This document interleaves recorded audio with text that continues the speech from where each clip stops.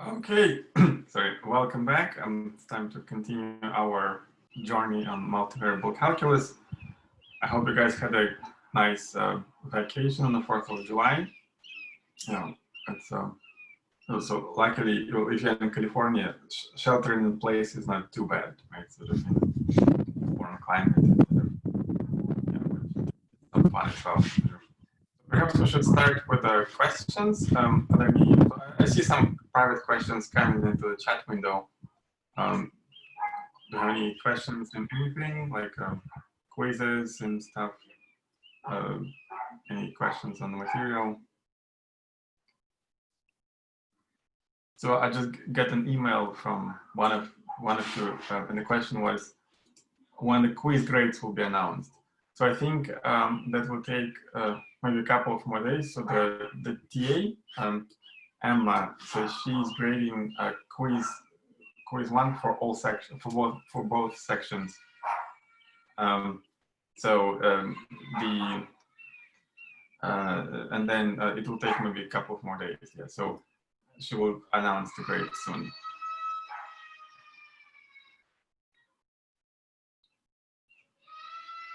Okay, what else?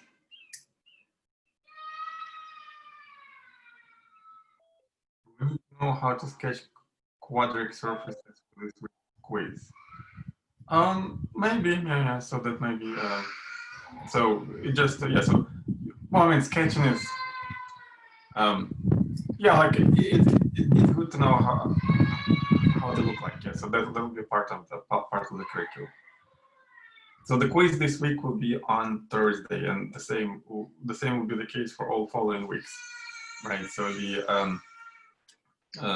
so on Wednesday we'll do a Q&A in office hours, and then on Thursday we'll have I'll let you know in more detail how the quiz will go. So I think I would just going to give you the 24-hour window, and you can take it whenever you like.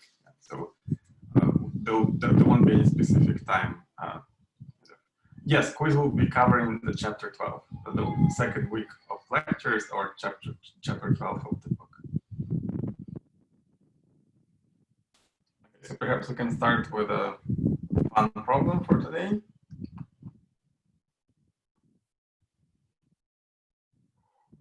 We can take it home because you probably won't have time to solve it during the class. So say you're given a 10-digit number.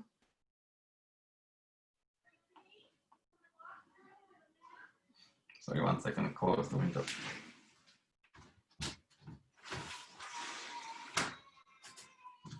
Always gonna some extra noises. So there's a 10-digit number, so let's write it as A1, A2, A3, A4, A5, A6, A7, A8, A9, and A10, right? And then it's known that the first 2 digits, so that the number made out of the first 2 digits, so A1, A2 is divisible by 2. A1, A2, A3, so the 3-digit number is divisible by 3, and so on, right? So A1, A2, A3, A4 is divisible by 4, and so on, and the whole number itself, A1 through A10, is divisible by 10. Find the number, right? So, and then show if it's unique.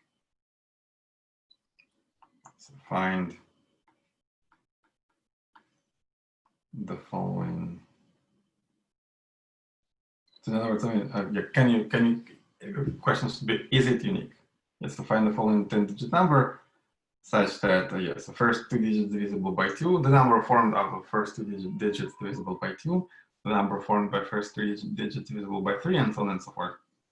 Now, if you like to code, you should be able to easily check if your solution is unique. But I think even trying to find the number might be faster than do it on the computer. My code in Mathematica for 8 digits ran maybe couple of minutes or so. But of course, if you do it in some other coding language, it may be faster. Okay. So let's begin. So today we'll talk about vector functions, and that covers the first couple of sections from chapter 13 in the book, and then we'll see how far we can go. Now, well, so we'll look at sort of vectors. So we've been talking about vectors in 3 dimensions in R3. And now, so a vector, as we know, it's given by an ordered triple of numbers, right? So A, B, and C, that gives you a vector in space, and then we know that the vector is actually, we should think of it as a set of all directed segments which are parallel to this vector and have the same length, right? So it's not really fixed here. And now let's consider the vector valued functions, right? So let's consider a function or vector function, vector valued.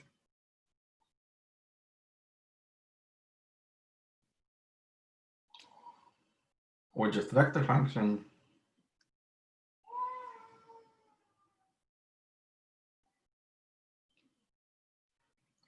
So we'll denote this V of t, right? So that maps, it's a function between R, right, and R3, right? So it takes t, parameter t from R, and maps it to vector field, vector function V of t. The word field slipped from my mouth. Sometimes it's also called vector field, but let's not use it here. So and then this V of t is a triple. Again, it's an ordered triple of 3 numbers of three scalar functions, right? So A of t, B of t, and C of t. So each of these functions, each of these A, B, and C, it's a function of 1 variable, right? So yeah, so example, I need to say V of t is equal to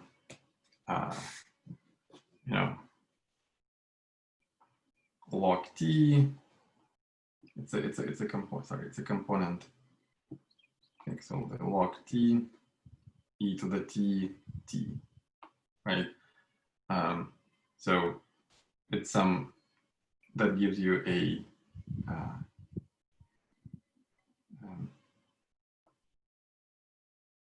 vector for every value of t on here. Let me make, so here the way I drew it is defined for, say, t greater than 0, right? That gives you some it's a vector valued function, right? So it gives you some point in 3-dimensional space which you can identify with components of the vector. What do you derive between R and T? R and T. Oh, it's the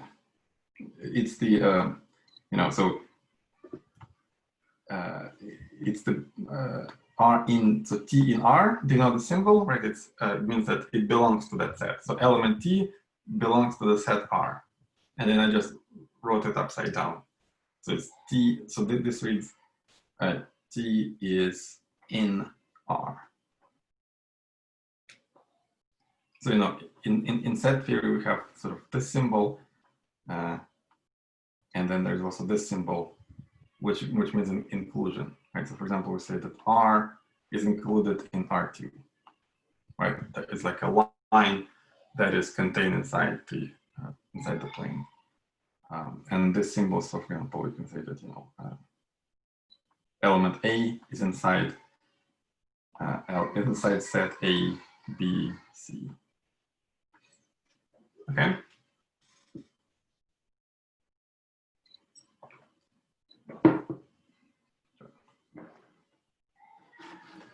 Okay, so now the sort of calculus, like the calculus for this vector functions should not be much complicated, because at least on the nodes, because we just need to do the same with the 3 vector functions, right?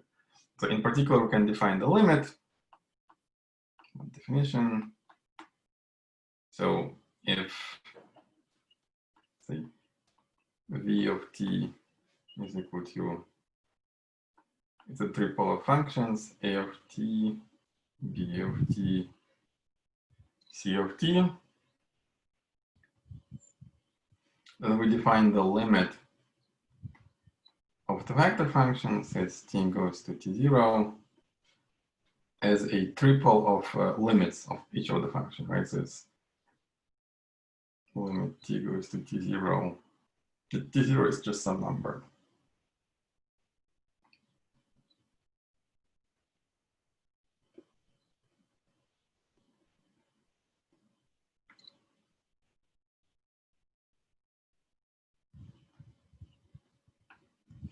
Right? And then, so then we say that the limit of the vector function v exists if all 3 limits on the right-hand side exist, right? So if due to some reason one of the limit doesn't exist, then there is no limit for the entire vector function. So in the right-hand side, all limits should exist.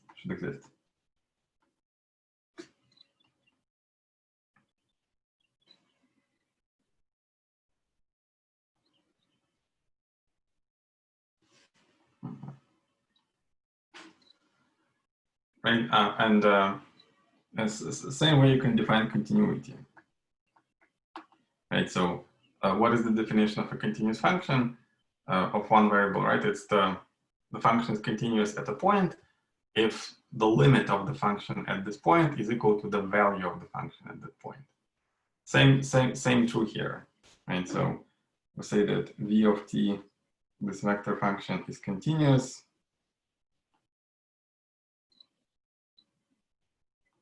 at t equals t0 if limit of v of t as t goes to t0 is equal to v of t0, right? Now, everything we do has a nice graphic sort of interpretation. We can draw sort of a 3-dimensional plot for that, right? So because every point in 3-dimensional space. So here, so the map, this map V should be understood as a map from R into R3. So we get the triple A, B, and C describes a point in 3-dimensional space, and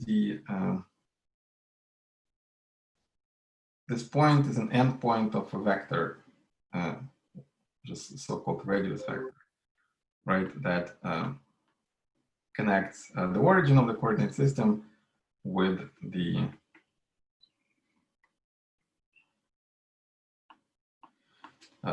with that point, right? So that, so now I denote it with R here. So say R of t is x of t, y of t, z of t, right? And then for all values of t, we'll have a curve like that, right? So here's an example of a continuous curve, but it can kind of knot itself up like that. Over here,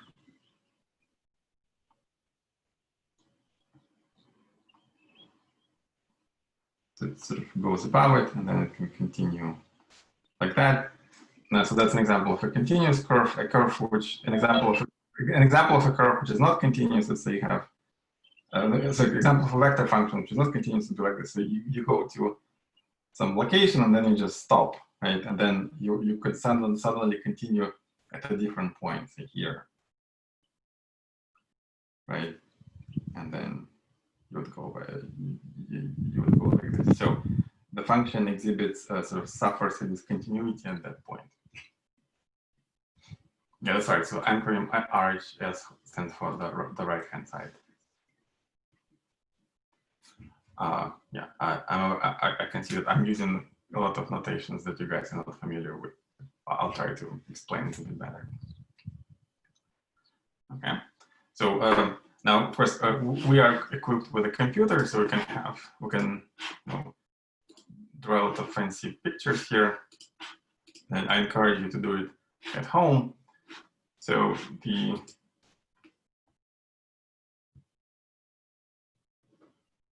let's see what's showing in right now. So like in Mathematica, so I want to do a different one.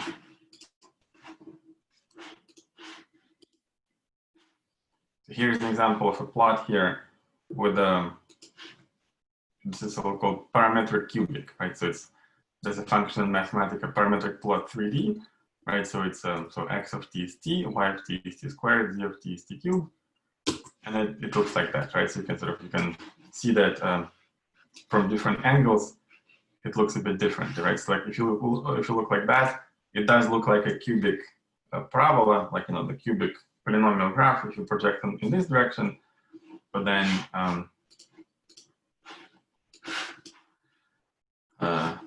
from some angles it looks a bit more kind of with so there's a spike here, right? Which is not surprising given the fact that there's one function is off, like the y component is even as t changes sign, but x and z components are odd, right? So you expect to have a cusp. Okay, so here's another example of the spiral, right? So see here, it's so x and y components, they make a circle. Right? So if you look from top, well, here sort of it's already drawn in the perspective, but it does look like a circle from the top. But of course, if you allow z coordinate to change with some velocity here, so u is a parameter, it varies between 0 and 20, and the position in z coordinate changes with 1/10 of the speed, right? So you can see if you change it slower, if it goes faster, then you have less number of steps in a spiral, right? And this way you get even less number of steps and so on. But you can do maybe 10u, then it's become really sort of elongated.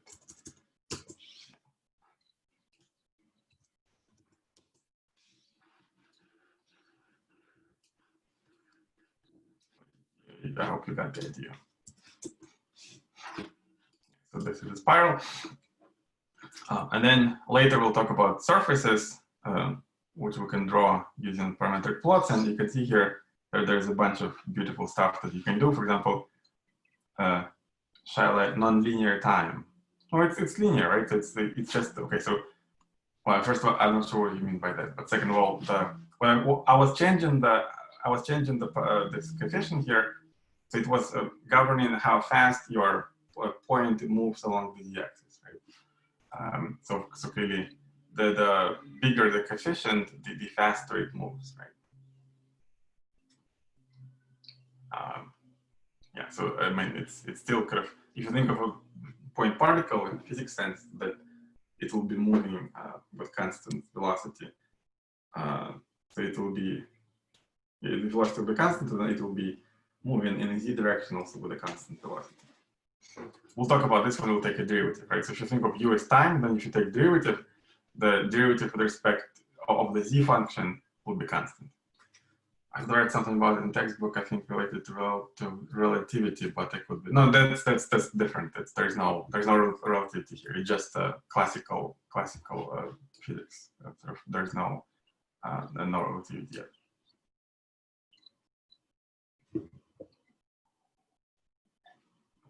Yeah. So, and then, for example, here's an example of how to draw a torus. You can see here the red, the first one here. So there are two tori that kind of oriented like that, and they touch each other, right? So you can see how this torus is given. So you can every point in the torus get this. Well, you obviously need to have now two parameters because you have a surface.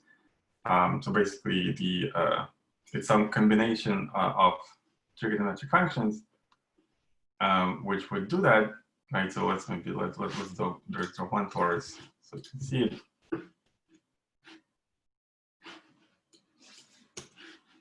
You can remove it like that.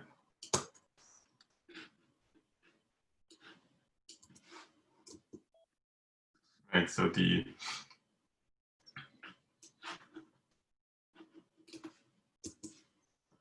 go back here. So you can see that x, y, and z coordinate. So z coordinate is the simplest one. So because it's a torus that lies in the direction, so it's just 4 plus sine. Right? It's 4 just shifts it up. So you just make a circle in z direction, and then x and y direction. It looks a bit more complicated. So it's a combination of sines and cosines of u and v. Yeah. So we'll talk about that soon. Okay. Spelled like the constellation towers. Which one? These two or?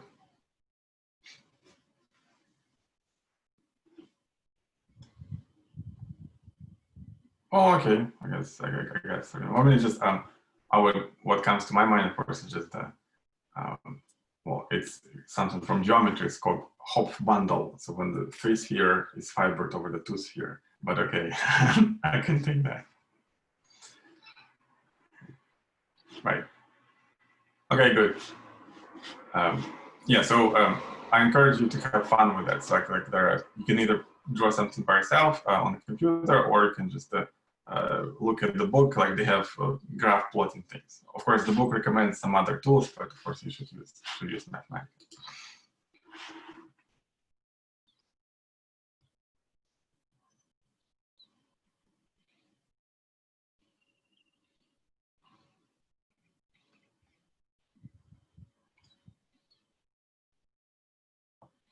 Okay.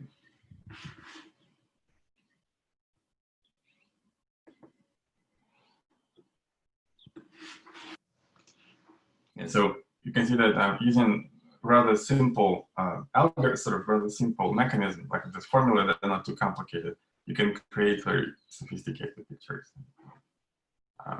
If you look at help manual in Mathematica, just you can really draw something really bizarre and fun using rather simple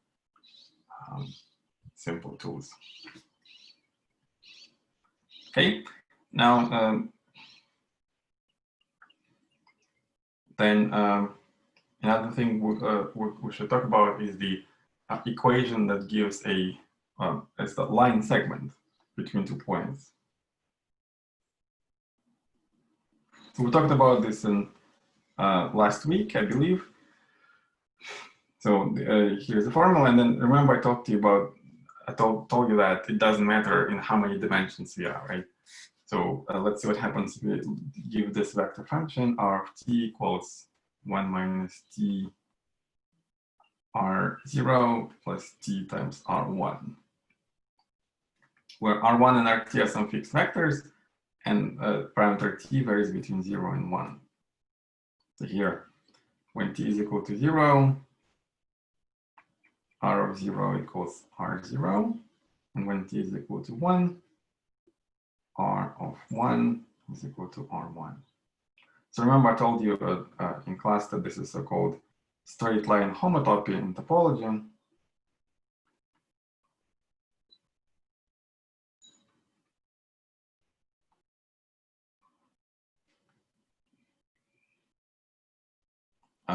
And it parameterizes the following things. So it describes you the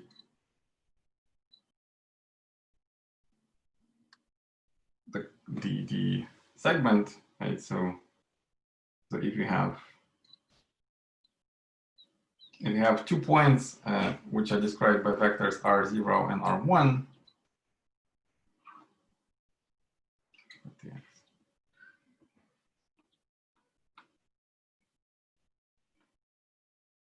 right? So there are 2 points, and here this is r0, and this point is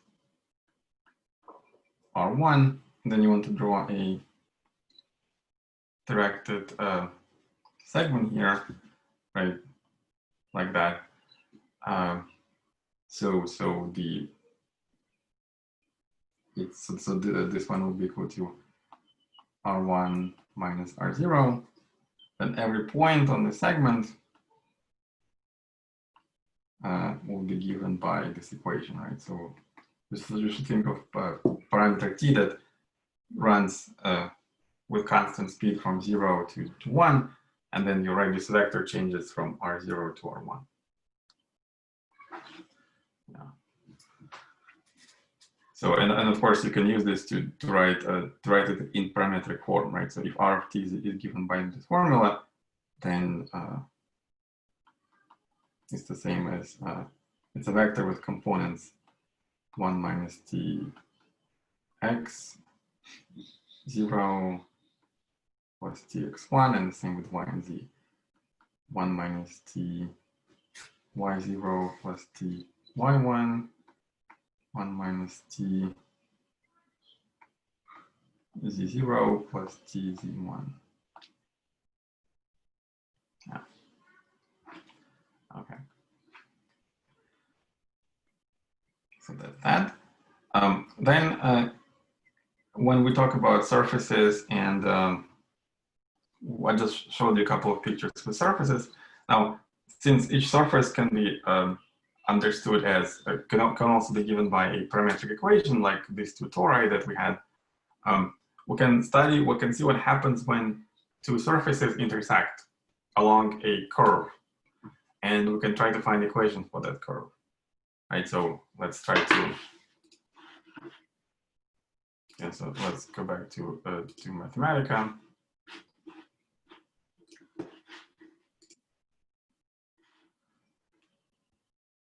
So say you have a, well, let's do parametric plot slightly differently. So we just take something easier. Maybe let's take a cylinder and a plane, right? So if you just do, say x is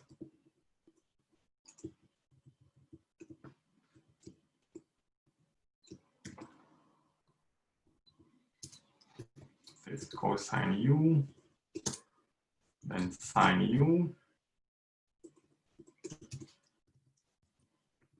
and then z, instead of z we put nothing, right? So basically for z we just have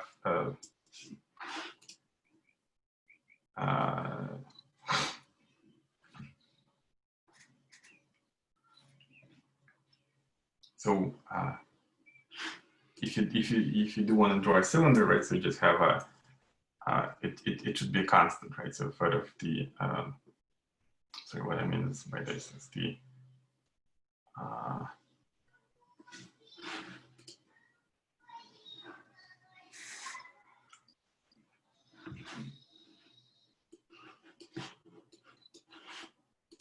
just 1 second. I want to do it like this.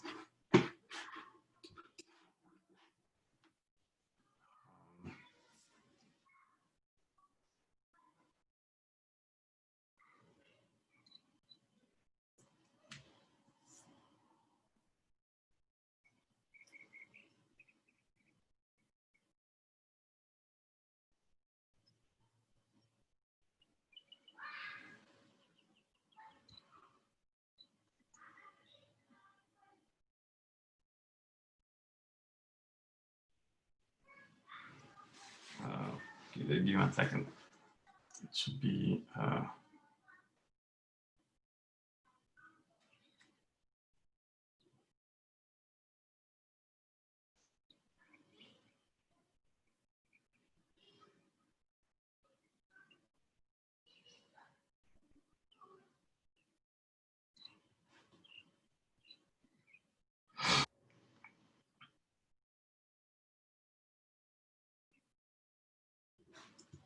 so if you do it like a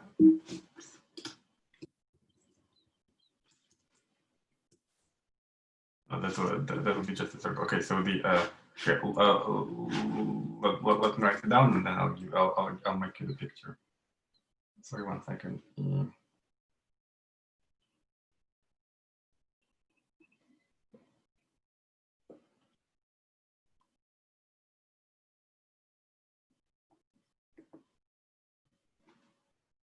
So yeah, intersections of surfaces.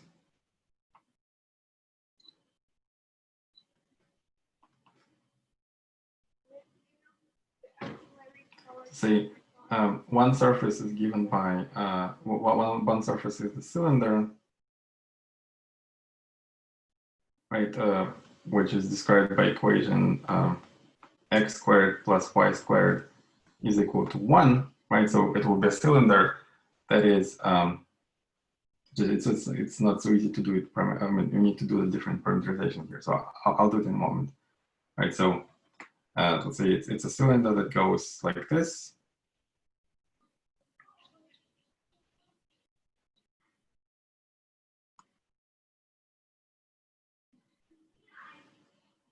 Right, it's an infinite cylinder in 3 dimensions.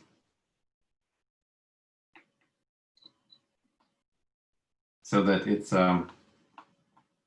horizontal cross section is a circle, right? And then we can let's take maybe a plane, right? That has that is given by some equation, something like, you know, like x plus z is equal to 1. Right, so here it will be a plane that would sort of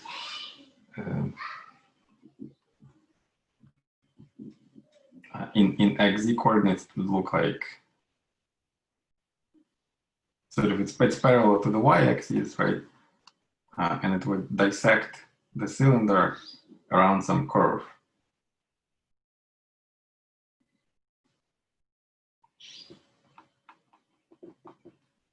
Right, so let's try to find this curve using parametric equations. In other words, we need to so now we have 2 equations, right? X squared plus y squared equals 1, and x plus z is equal to 1 in 3 dimensions. So we know there's and then we need to find a set of solutions of these two equations. So and we'll do this. We'll find it using parametric equations, right? So so we know that we can parameterize the cylinder like this. So we have x of t is equal to cosine t, y of t is equal to sine t, and then it does not depend on z. It's true. It's sort of it's constant. It's just the same for every value of z. And therefore now we can use the second equation to solve it for z, right? So z of t now will be equal to 1 minus x of t, so it would be equal to 1 minus cosine t. So therefore, in the intersection we have a parametric curve, which is given by this purple curve is given by the equation by the vector function cosine t, sine t, and then 1 minus cosine t. Well, we know what it should be, right? It should be an ellipse, right? And indeed, so if you draw it, that it would look like an ellipse. Okay. So this is a parametric. It's a parametric 3D curve. Okay.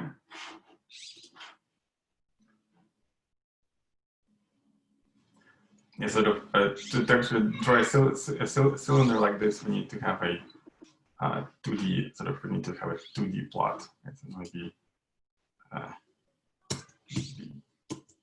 yeah.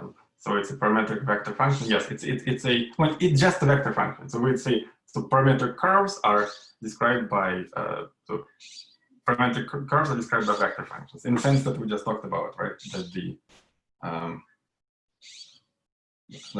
the here. So all of these curves are parametric, right? And then every point on the curve is an endpoint of a vector. Yeah. So in a sense, vector function and parametric curves are synonymous. They are the same thing. Yes, let's maybe I'm just gonna try to while I'm trying to draw it in Mathematica. Are there any other questions?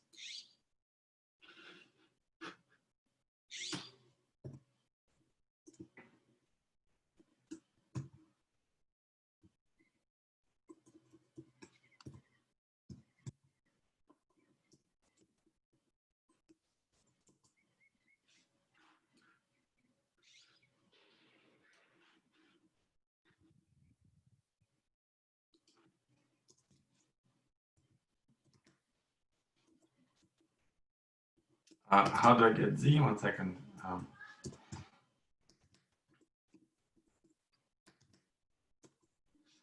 Yeah, so it's a question for the plane. Yeah, that's right. So see,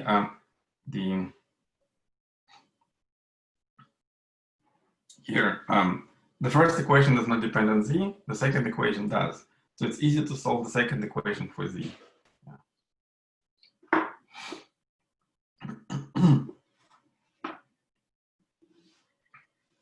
Yeah, so it's Z is equal to, so it's 1 minus X, which is U here. And yeah, I think I drew it in Mathematica. I'm just going to show it in a second. So it's, but I also always have to reshare it, right? So here, the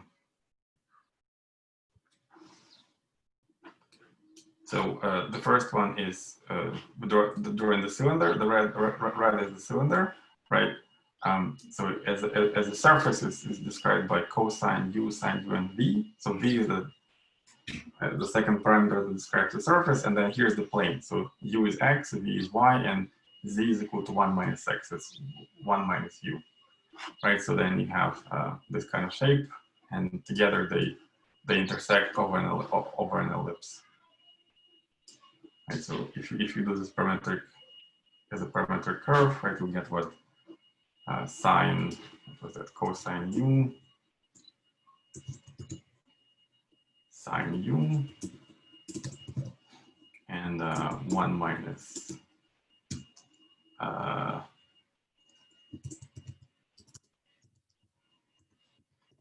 course, U should be from 0 to 2 pi. It's an ellipse like that, which you can draw using this intersection.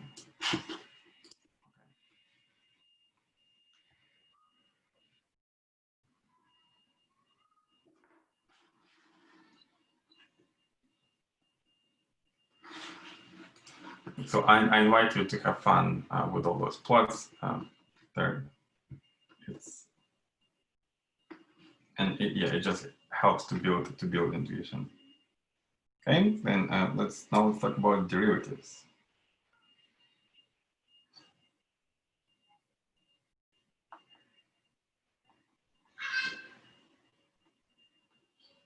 Derivatives of vector functions.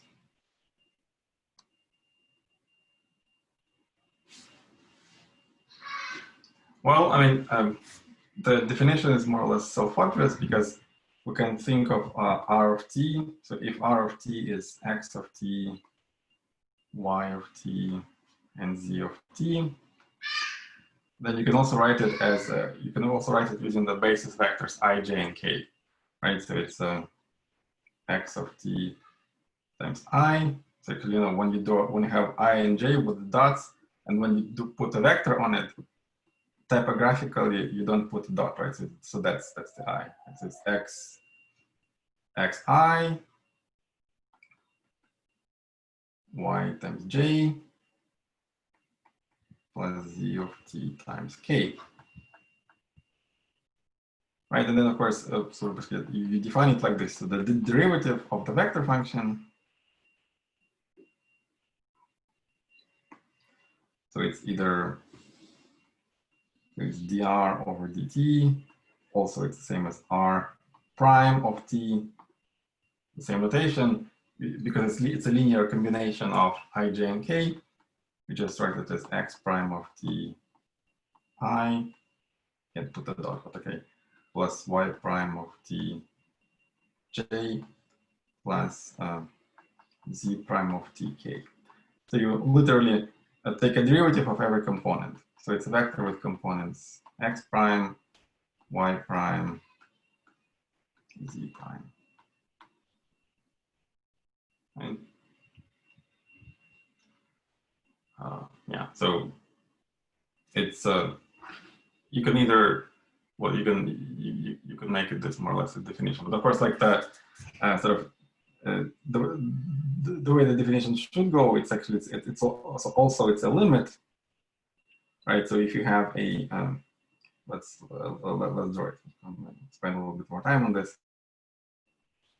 So you have the coordinate system, and then there's a vector. There's a parametric curve or the vector function, and then you would draw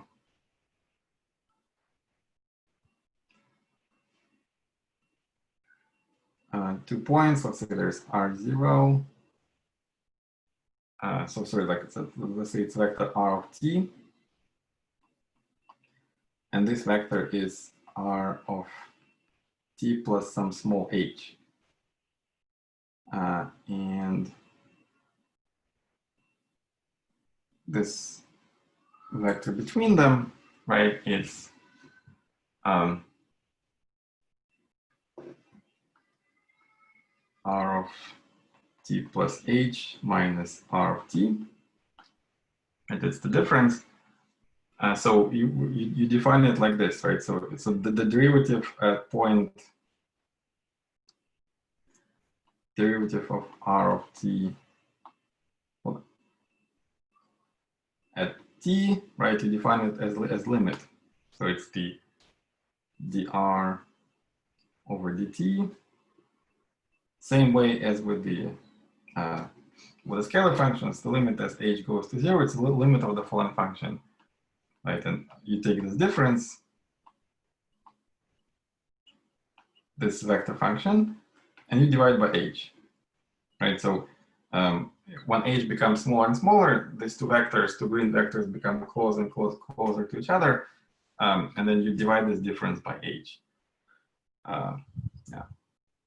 So this way you get this way you get the derivative, and then from the definition, it's clear that what I wrote above is also true, because this formula applies to every component of the vector function. Okay, now we need to introduce tangent vector.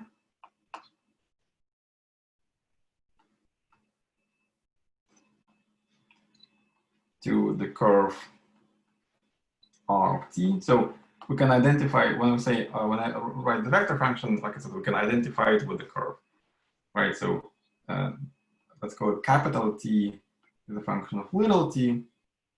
It will be, let's say unit tangent vector. So it's a tangent vector with unit length.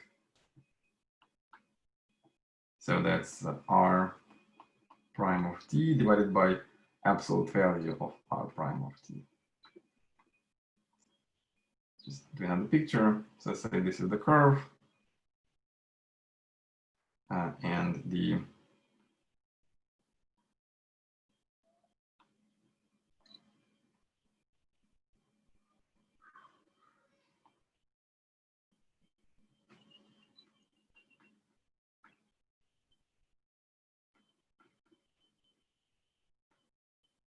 so tangent vector would look like this, right? It will be, so it will go in this direction, right? So this is the vector of the derivative. So obviously the vector function, which is given by the derivative of r, will get a vector. It will be a vector which is tangential to the curve at that point, right? Because if you look here, so you can make the endpoints, the tips of these two vectors closer and closer, and then this red vector here, which is the difference between these two vectors, will approach the tangent line. Yeah. And now the t here is just the vector in the same direction, but only it has a unit length. So it's just a small vector. Well, depending on how you draw it, it's a vector which has direction that goes in the same direction. Okay. Yeah, screen is on. I know. So 1 second.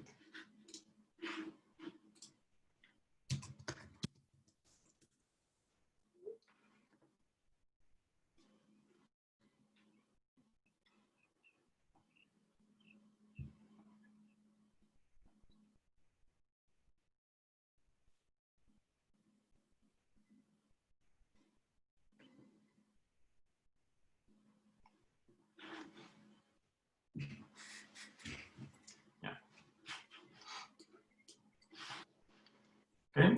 Any questions?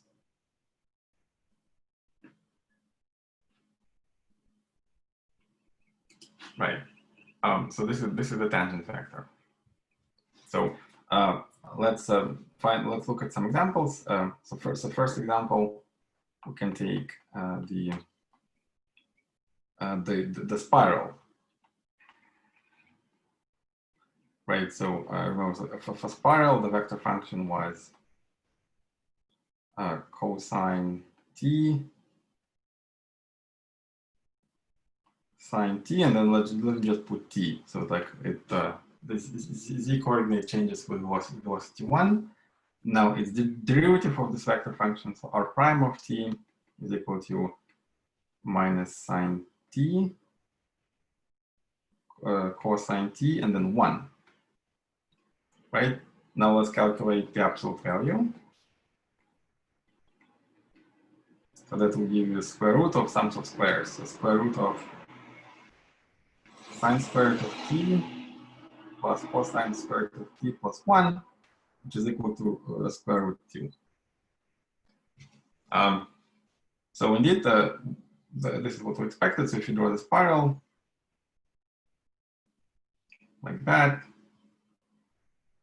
and say the point is moving from bottom to top, and so then the meaning of this, so yes, the tangent line will be, tangent vector, excuse me, will be directed like that. So it will be in projection in the xy plane, it will be tangential to that circle, and then it will point upwards, like it has z component equals to 1, right? So this point particle would propagate up with the velocity 1, and it will circle around. And then the absolute value of the velocity, or like the speed of the particle, if you wish, is equal to square root 2 in these coordinates. Okay.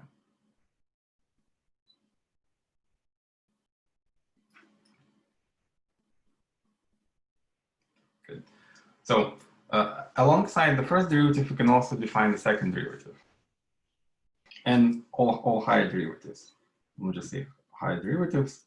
So you just take derivative of the previous derivative.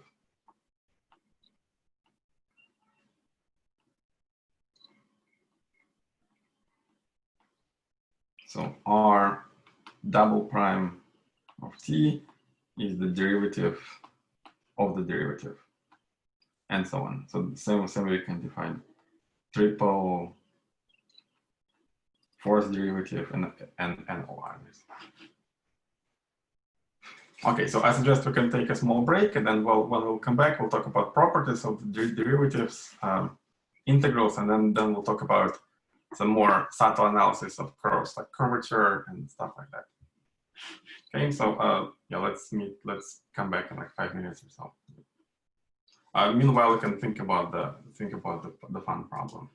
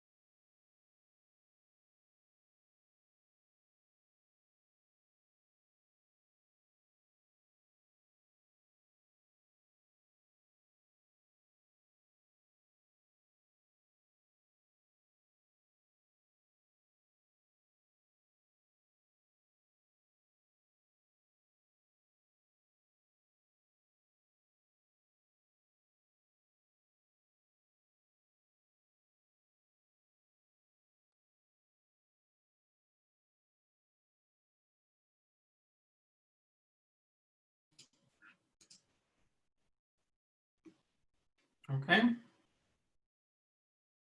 So let's list them. Let's list the properties of all of derivatives.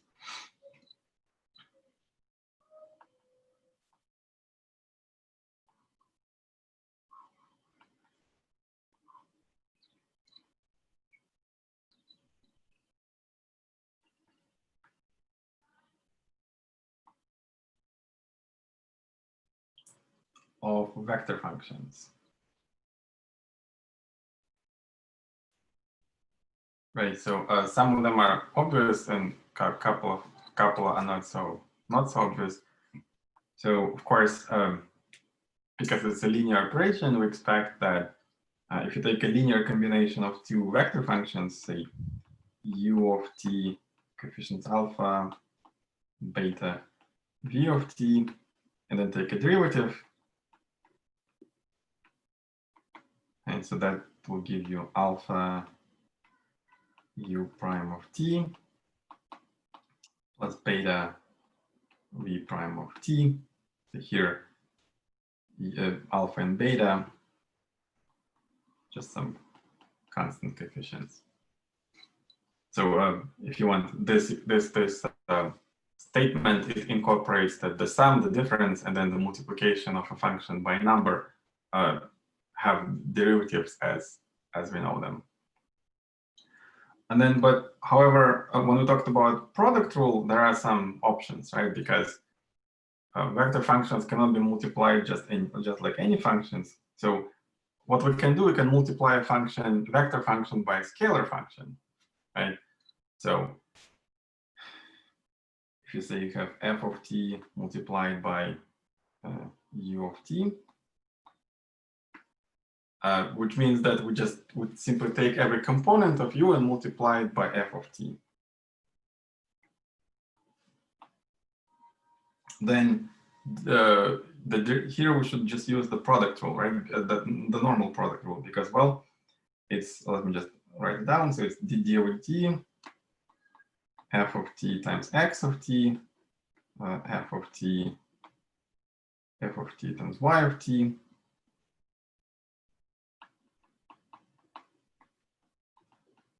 f of t times z of t, and then it's a linear combination of these components, right? So we just apply product rule to each of them, right? And then combine everything together to the single vector function. So the answer is the same as taking the derivative of the f itself and multiply it by u, and then times f of t times times u prime of t. Right, so it's a simple product rule. Another thing we can do is the dot product. So if you take u of t dot v of t,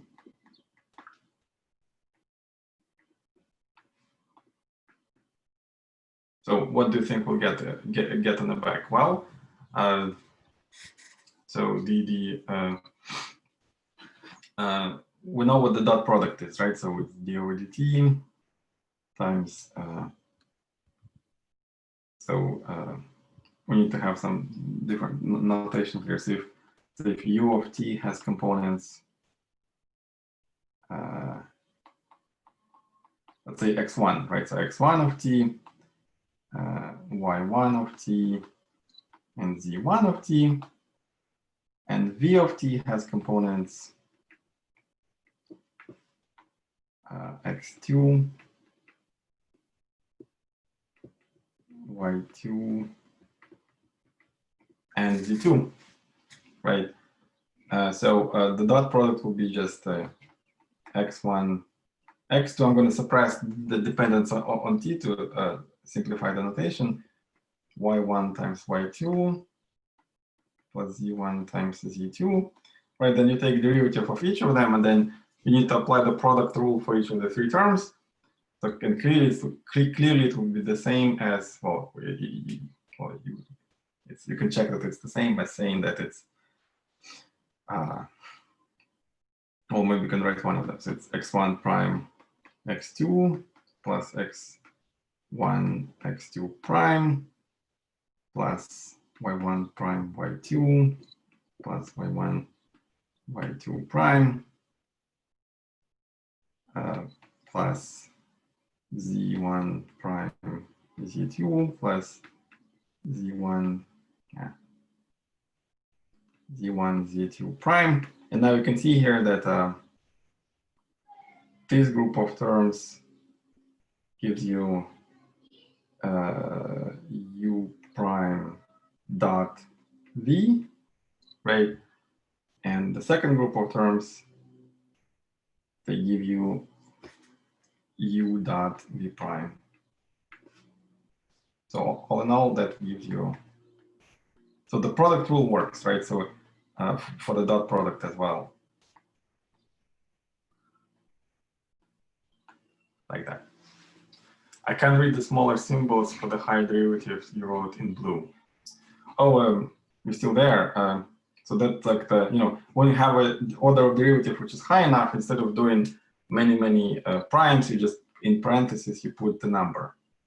So that's, I put the fourth derivative here. Fourth, or in fact, any nth derivative. But let's get back to the properties of derivatives of vector functions. And so if some of you are taking notes, I don't think it's really, I mean, all notes will be available, unless, of course, you want to do it. Okay, so that's that. And now the question is, what will happen for the cross product? So if you have cross product of two vectors, vector functions,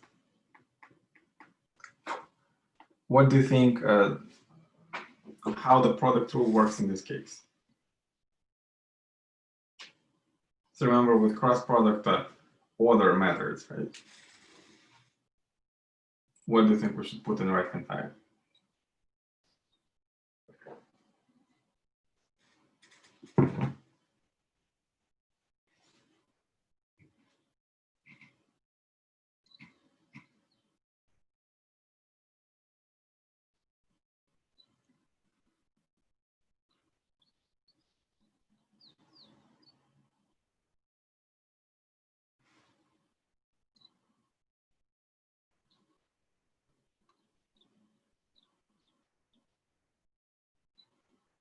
So probably we should expect the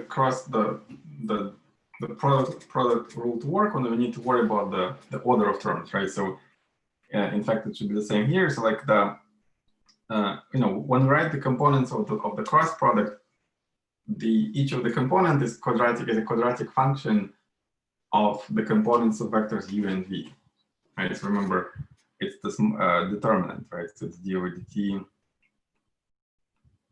with I, j, k, and here it's x1, x2, x3. Oh, sorry, something was wrong. X1, y1, x1, y1, y, sorry. y1, z1, x2, y2, z2.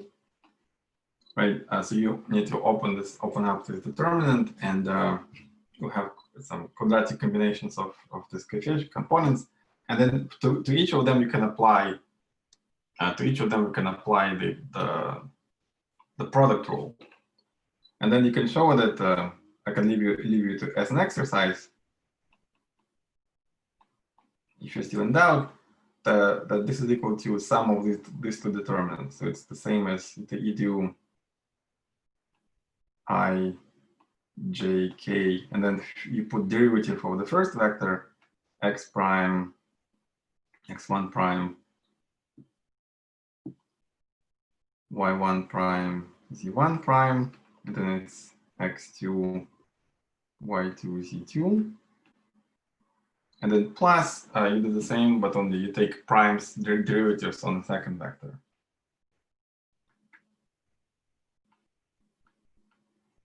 I, j, k, x1, y1, z1, and here it's x2 prime, y2 prime, z2 prime. So after that, you'll get again the product rule works, but in the special order. So it's u prime cross v, plus u cross v prime. Okay.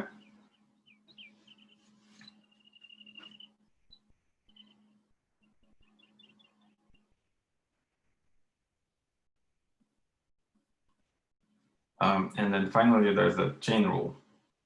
So if there's a function of a function, so d over du, u of f of t is equal to, well, it's u prime of f of t times f prime of t.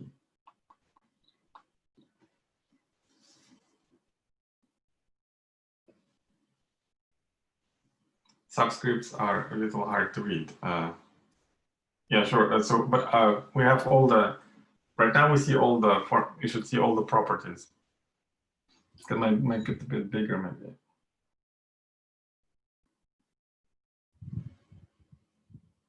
Where do you want me to go? Maybe a bigger. This. Oh, I see. Okay.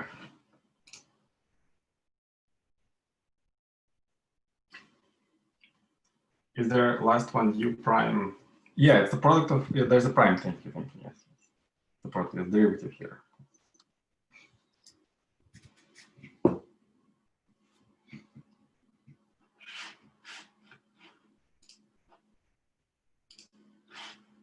Right.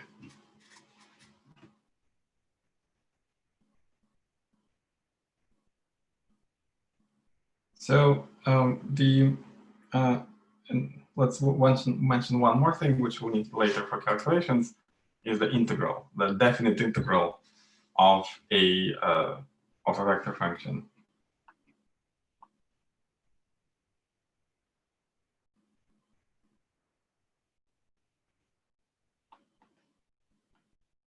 Different integrals of vector functions.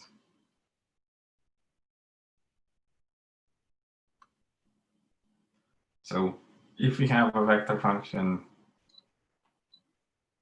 r of t, so then we can define a definite integral r of t dt from a to b using the standard way of Riemann integrals. We can break the interval in t into small pieces, right, and calculate the Riemann sum for each of the components, and then we take the limit when the mesh of the partition becomes small. And if the function is integrable, then we'll get some meaningful answer. Because a vector function represents itself a ordered triple of scalar functions, this integral will be then equal to integral to the triple of integrals, ordered triple of integrals of each component. So if r of t is equal to x of t, y of t, z of t, then the integral will be x of t dt times I, right, plus integral from a to b. Well, there's no vector here. Y of t dt times j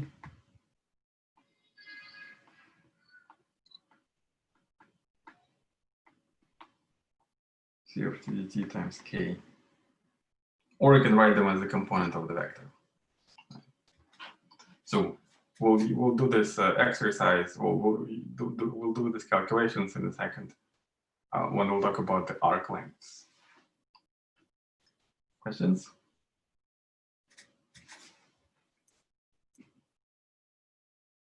So next story is arc length.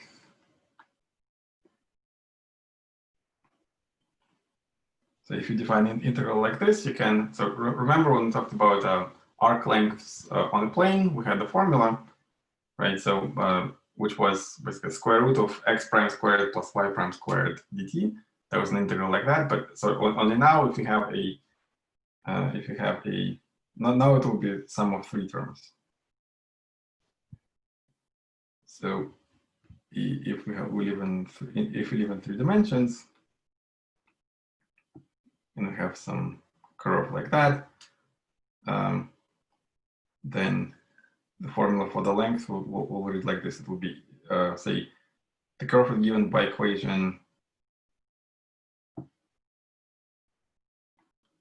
r of t equals x of t, y of t, and z of t, and say t changes between a and b. Then the length is equal to integral from a to b, square root of x prime squared plus y prime squared plus z prime squared, oops, dt.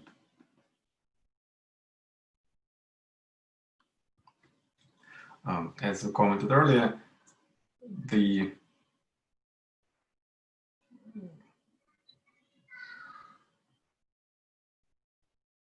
so the meaning of this square root here is the absolute value of the derivative of the vector function. Therefore, we can also write it as integral from a to b, r prime of t absolute value dt. And you can also denote it as speed, right, with s of t. So it's like the speed of the scalar speed of the point particle that's moving on the curve. But we'll rather reserve s of t for something else. Yeah. So like say basically, I'm just going to say that this is speed. Yeah. So to find the distance, you integrate speed over time.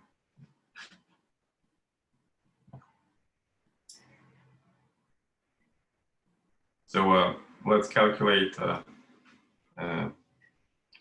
length of an arc of a helix of the spiral.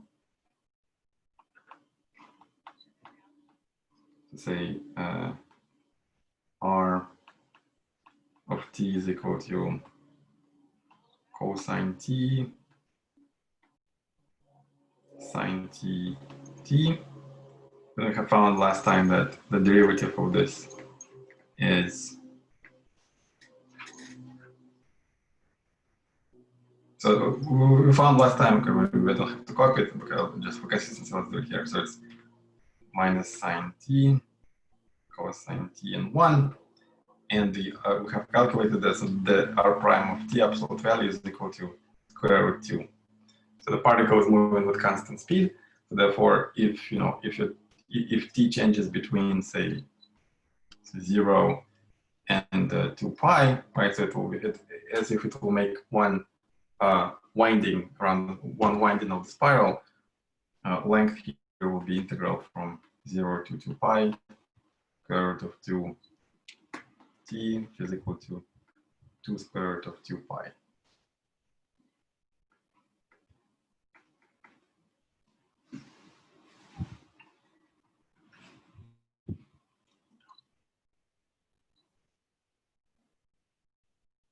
Good.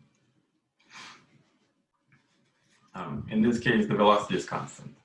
In exercise and session, there will be less than trivial examples where the velocity will be actually a function of t, and then you'll need to do some integral.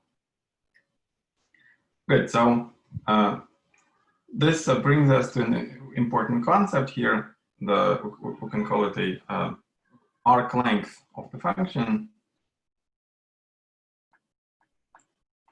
The arc length of the curve.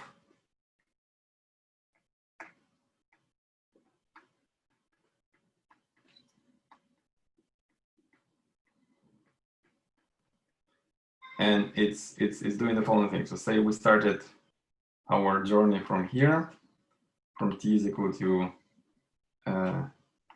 a, and then we're ending at t is equal to b. And now we want to find, shouldn't that be dt, not t in integral?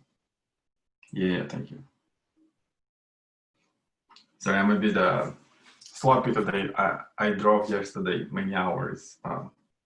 Yeah, so we're up late at night.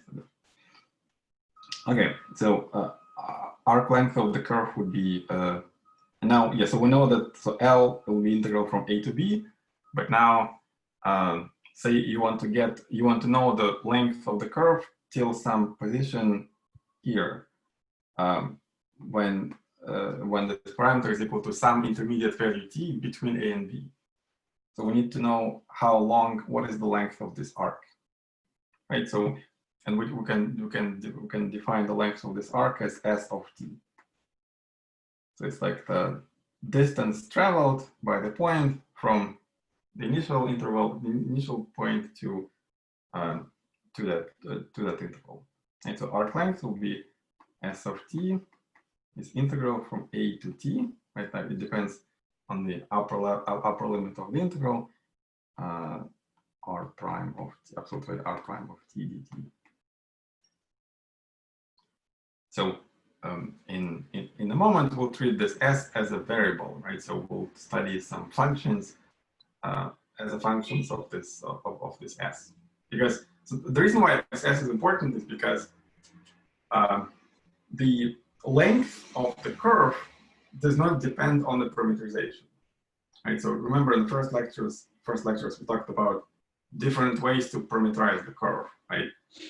So for example, you can parameterize the circle as cosine t sine t, right? Or you can parameterize it as cosine 2t sine 2t, right? So just the circle will be, the particle in the circle will travel faster.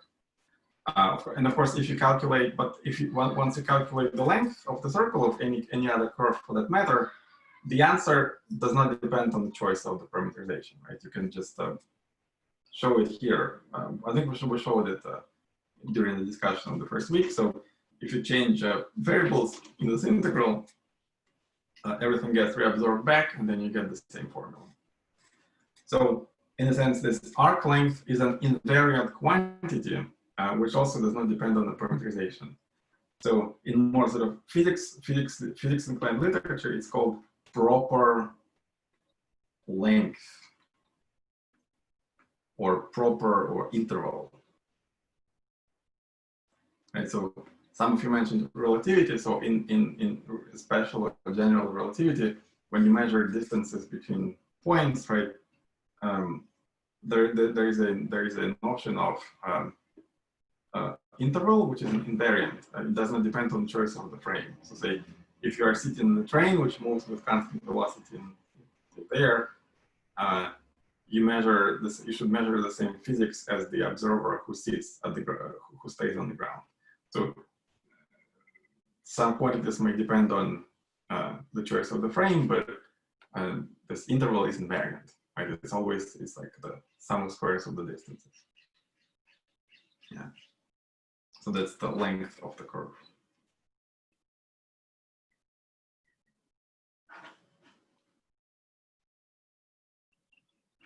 So, and then we can, so like I said, we can parameterize the curve with respect to the arc length. So this S can be treated as a new parameter.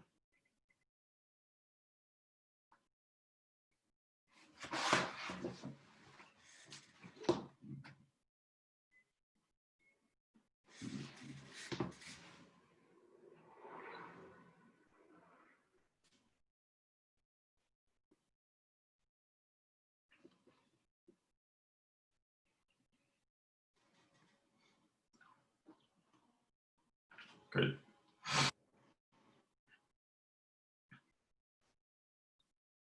So for instance, we can do the same. We can do it with the with the helix, right? So with the let's do the same with the spiral with the helix. So I'm just doing the same integral as above, and now I'm integrating to t. Right? So I'm integrating from 0 to t square root 2 dt, and so then of course I get square root 2t. So now L S of t. Yeah, so S of t is equal to that. So therefore, so we can solve it for t if you wish. So then we have, t is equal to S divided by root 2. And now we can write the helix or the spiral in terms of this new parameter S. So now R of S is equal to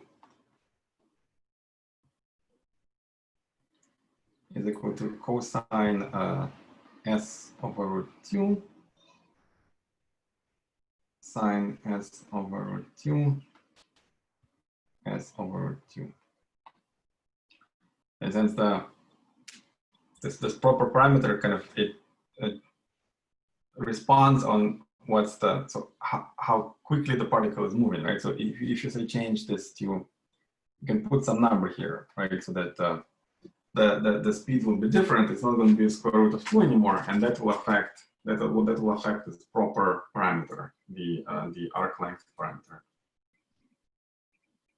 Why is it R of S and not R of T? Yes, that's deliberate. So we are changing the parameterization, right? So we are writing this vector function, we're describing this curve in terms of new parameter. So we should think of this formula here as the change of variables, right? So it tells you how S, this new thing, depends on T.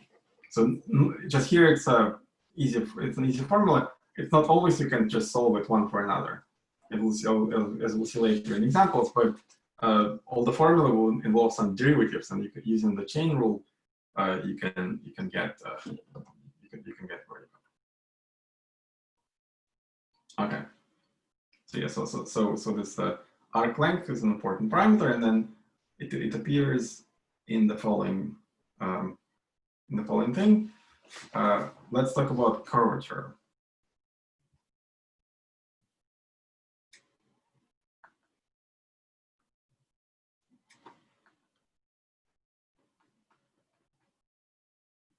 So curvature of a curve. Too many curve, right? Like it's a mouthful. Curvature of the curve of a curve. It comes from solving the arc length. Yeah. Okay. So just yeah. It's just Julian is answering. Yeah. Okay. Yeah. Dana was it? Sorry. Right. So yeah, all right. So here I could solve it, but as we'll see soon, it's not always possible. So given a curve or vector function R of t,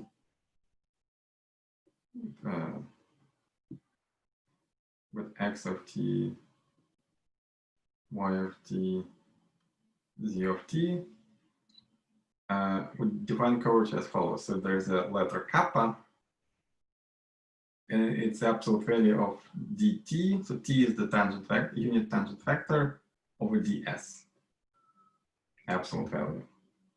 So just remind you that t here is the unit tangent vector, and it's equal to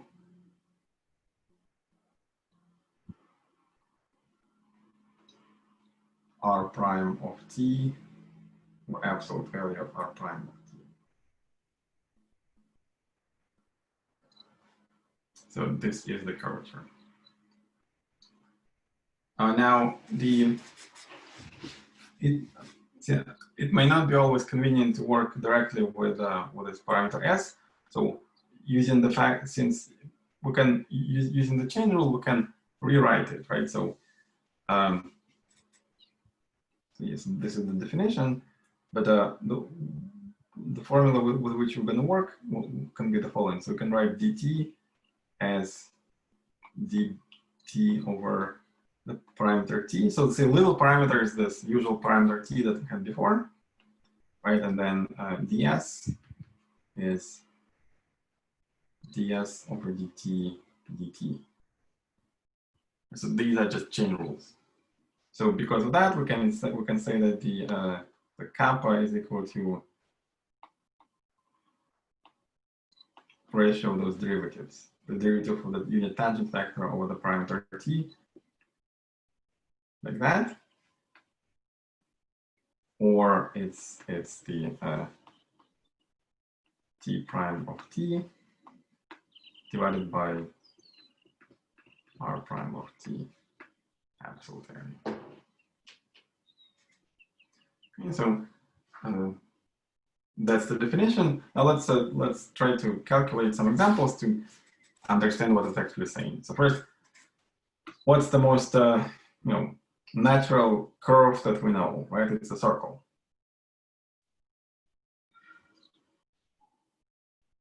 And then, so what I'm describing here, it works in any number of dimensions. It works in 2 dimensions, in 3 dimensions, in 100 dimensions. It doesn't really matter.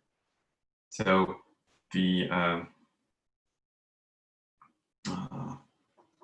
well, R of t here is equal to, let's say it's a circle of radius r. It's better to keep the parameter for this example. So it's equal to r cosine t, r sine t. And that's it. So it's a circle in 2 dimensions. Well, then r prime of t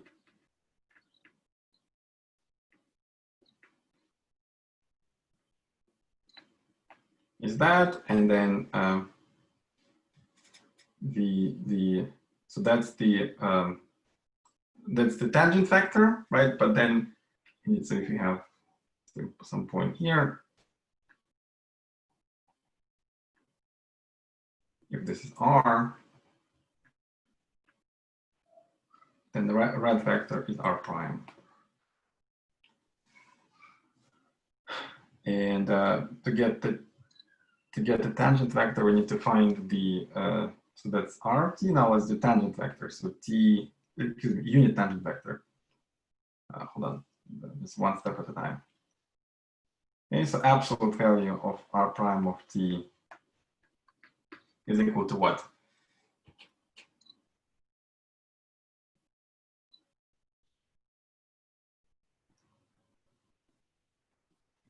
No, just I'm doing the calculation. So r prime of t is written above.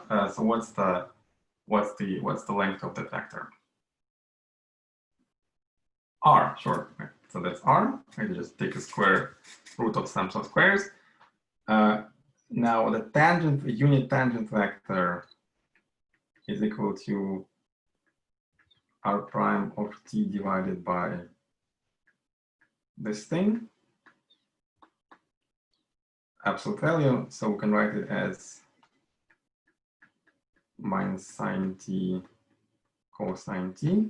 We just divide by r, right? So r gets canceled. Then we need to find the derivative of this tangent vector, right? So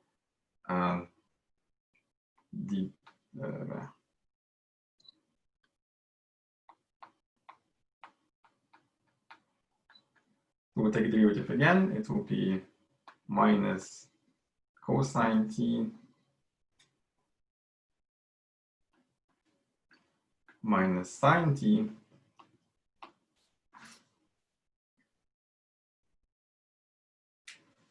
and finally the curvature, and now we need to find the absolute value. So t prime absolute value is equal to 1, right? Because it's sine squared plus cosine squared, square root. So for the curvature is equal to 1 over r.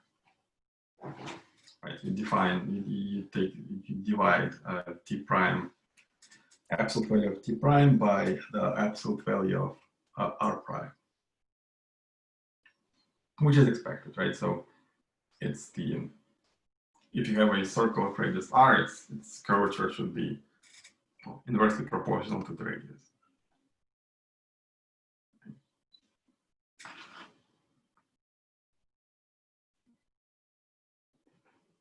Okay.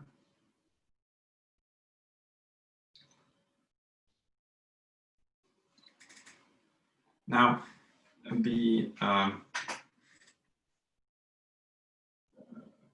this calculation that we did may not also, we need to find some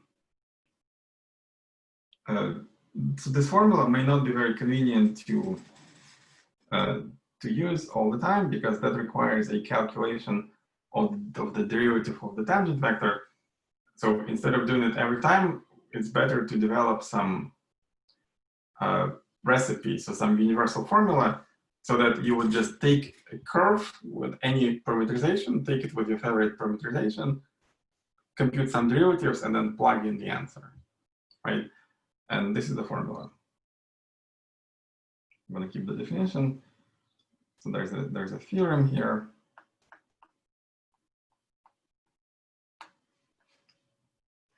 Is that the curvature is a function of t. So here, curvature for the sphere, excuse me, for the circle, the curvature is constant. But of course, it doesn't have to be the case. It can change depending on where you are on the curve. The curvature can change. So as a function of t, it's given by the following formula. So it's, you take r prime of t cross product with r double prime of t, absolute value of that, divided by r prime of t absolute value cubed.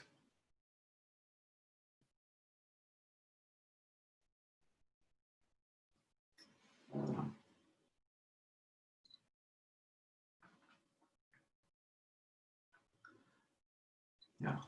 So that requires certain calculation, which we can, excuse me, which we can do in which we can do momentarily. Let's prove it.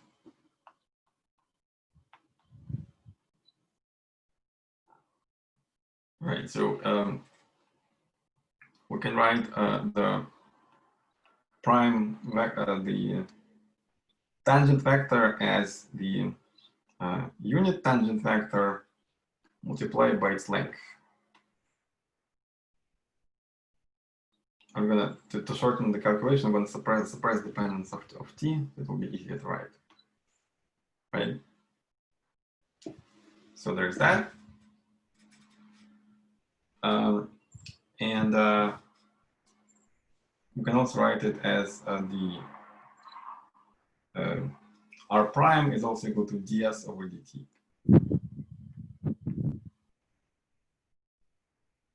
Right, so because when you calculate the arc length, it's ds equal to r prime times dt.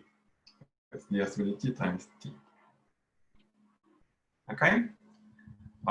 And now let's calculate the derivative of this second derivative, or derivative of the first derivative, r double prime of the above formula, and then we can use the product rule.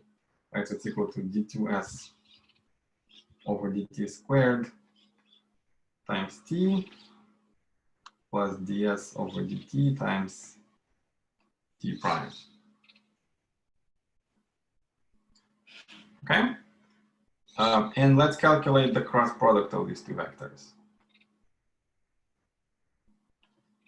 It's a trick which will buy us some nice formula. So we do the cross product, and then remember, if you take the vector and cross product with itself, then the answer will be 0. So the second line has 2 terms, and only the second term will survive. Right, so we'll get ds over dt squared times t cross t prime.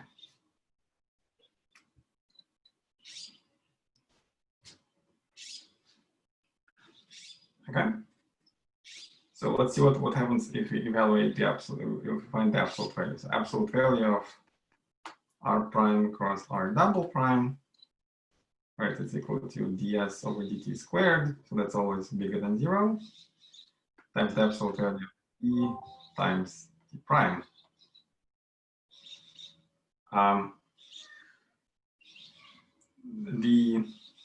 So now we need to understand what is the angle between t and t prime, right? So here's a quick lemma.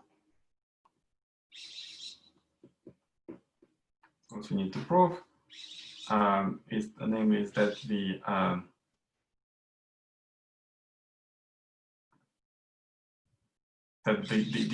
if you have a vector, so lemma is that t is orthogonal to t prime. And moreover, if you have a vector of constant length, then its a tangent vector is orthogonal to it.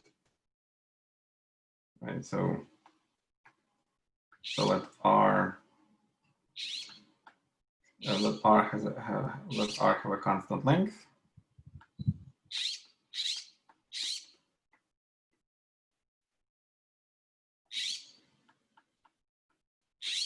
Then R prime of T is orthogonal to R of T. What did you say lemma stood for? So we need to, in order to continue this thing, we need to know this lemma. We need to prove. So it's not the proof. Yes, yes, it's a proof inside the proof. So we have a theorem, which is a bigger statement, and then lemma is like a small theorem. Yeah. Yep, that's right.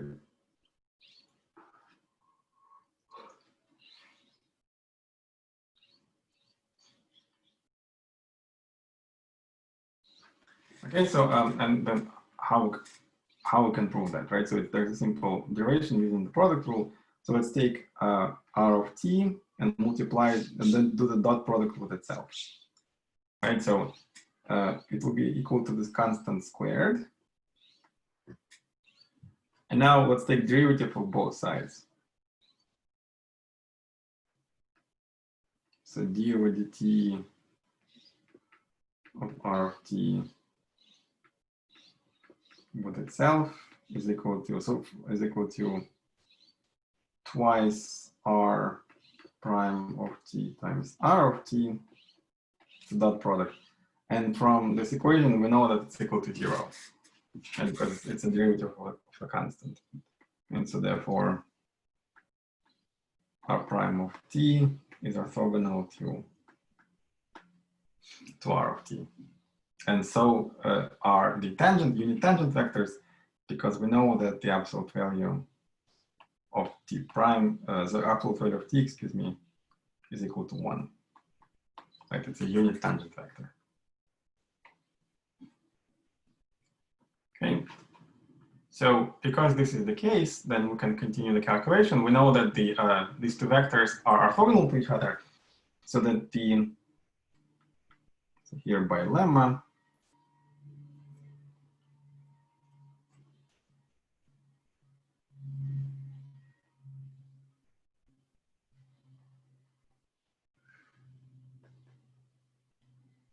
is equal to, so absolute value of the cross product is equal to the product of absolute values times the sine of the angle, which is equal to 1 in this case.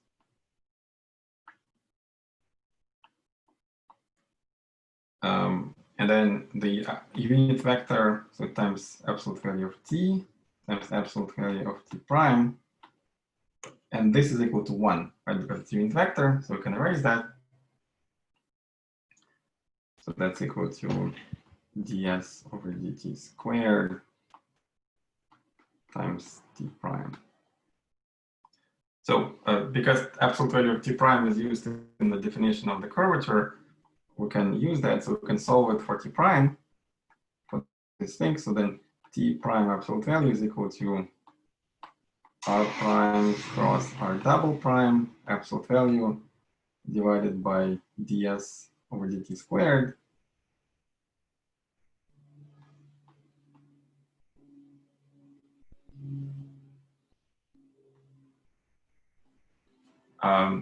Which is, of course, R prime squared.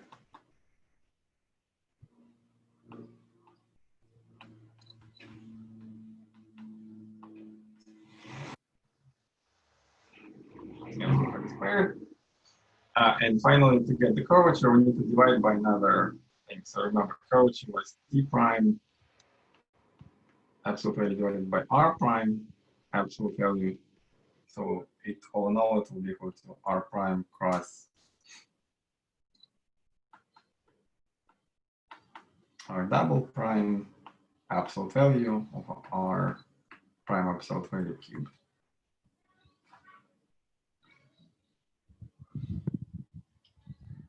Which proves the theorem. Any questions?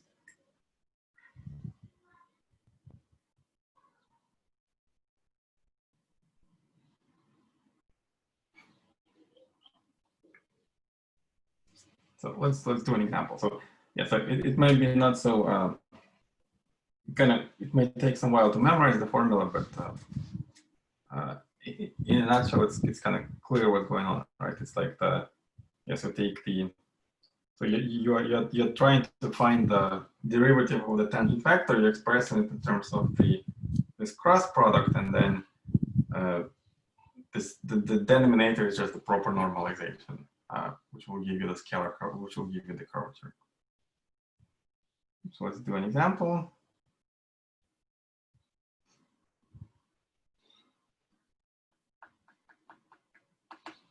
Let's take this twisted cubic.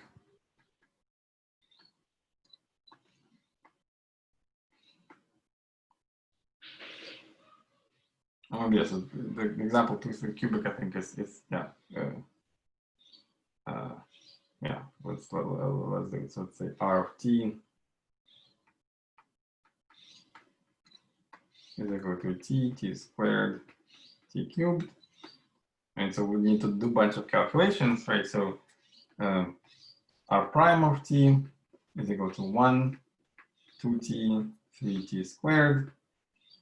R double prime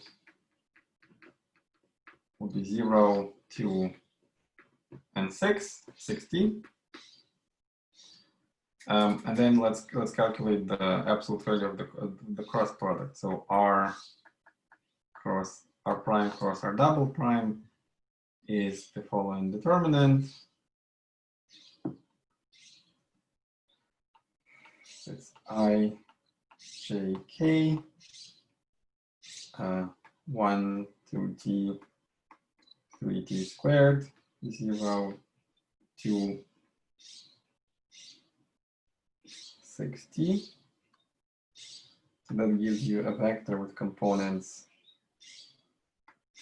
12t squared minus 3t squared,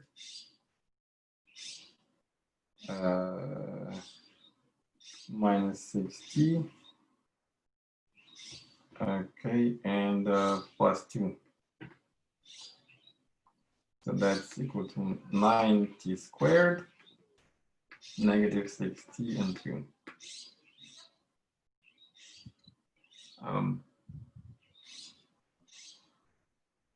60, excuse me, I made a mistake, it's 6 here. So then so it will be 60 squared. Okay, now the absolute value, so that's equal to that. Double prime with 2 primes.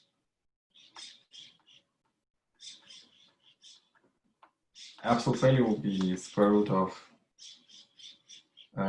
36t to the 4 plus 36t squared plus 1.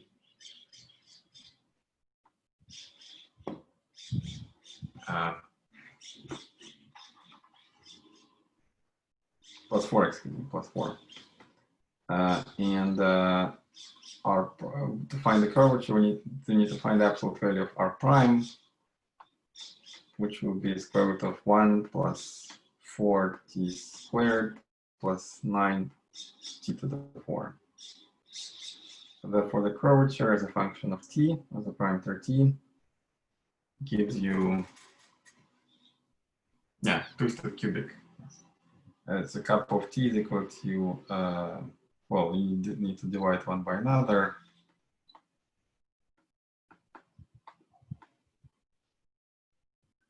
And here's power cube. And we can take out 4 outside, so it will be 2 square root of 9t to the 4 plus 9t squared plus 1 divided by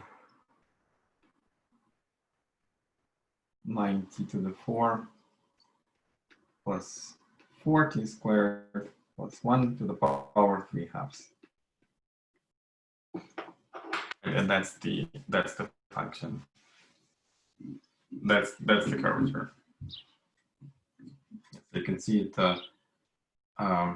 It does depend on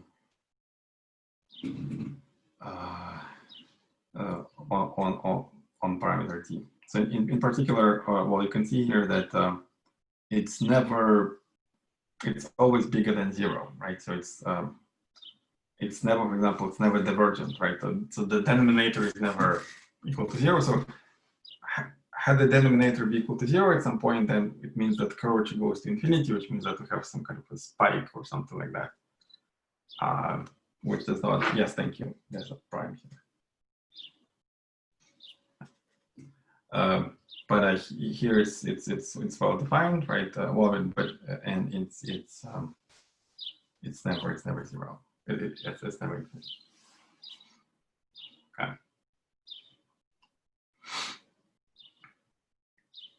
And I guess any questions? Yes, like you probably saw the homework. There will be a bunch of examples in homework. You're welcome to practice those. And I think the final formula to end today is there's an easy formula, simple formula to write the curvature of a curve, which is given by a graph of a function f of x in 2 dimensions, right? So we have the graph of the function y equals f of x, and then there is the following formula. Then kappa is a function of x is equal to f double prime of x divided by 1 plus f prime of x squared to the power 3/2.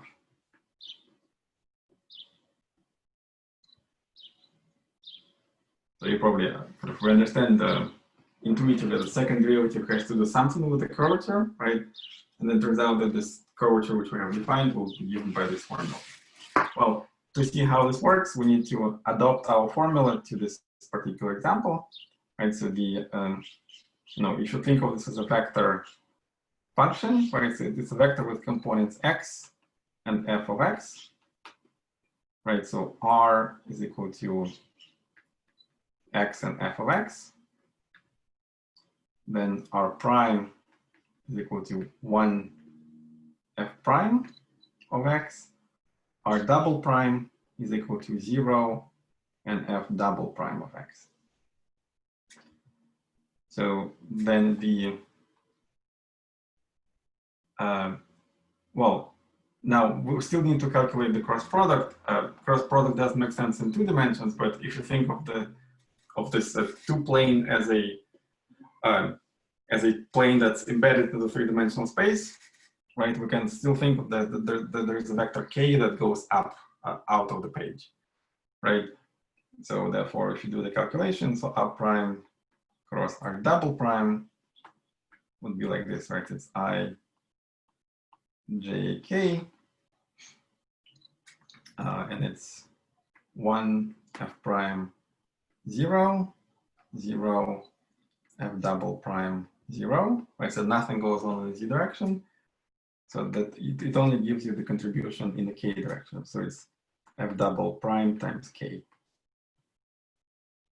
right? And absolute value of r prime is equal to square root of 1 plus f prime squared.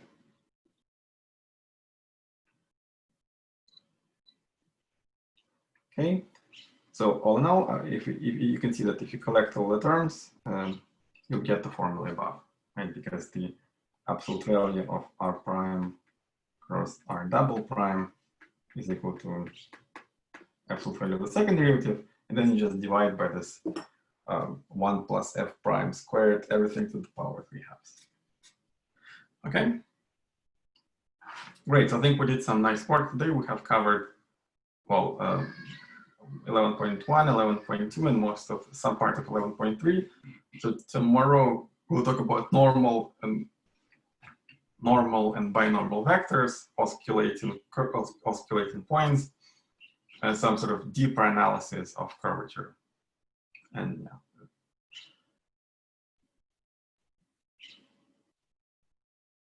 You put like something next to each. Oh, like when you switch to a new section. Okay, sure. Okay, yeah, I can do that. Yes, I can do that. Great.